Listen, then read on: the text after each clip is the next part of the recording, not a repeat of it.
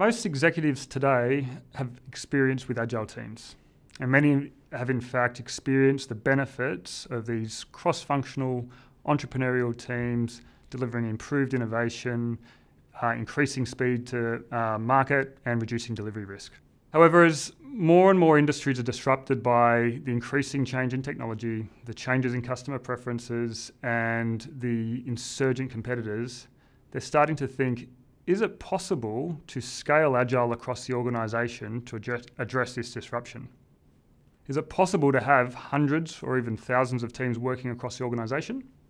And if so, how do we get there? Yes, actually. For most companies, it does make sense to have Agile teams established everywhere where you need rapid and ongoing innovation. And for large companies, that means having hundreds or even thousands of these teams. But the answer is also, it's hard. It's hard to know exactly where you're going to need Agile teams versus not.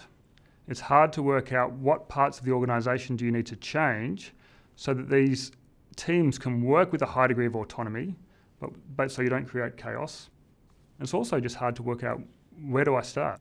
There are 4 things that leaders need to do in order to scale Agile across their organisation. The first thing is, they need to role model Agile as a leadership team, as a way of driving culture change through the organisation. The second thing they need to do is they need to get very clear on the operating architecture for the Agile organisation.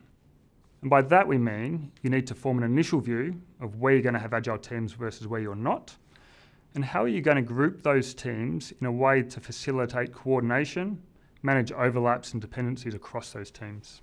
The third thing they need to do is think about the changes that need to be made to support functions to ensure they don't become the bottleneck for these Agile teams.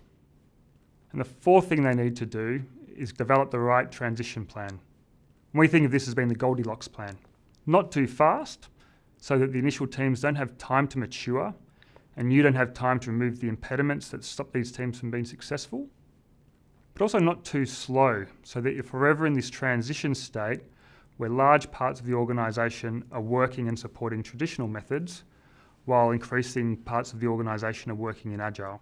So for companies that get it just right, it is possible to scale Agile effectively, and to use this as a mechanism for addressing the disruption within their industry.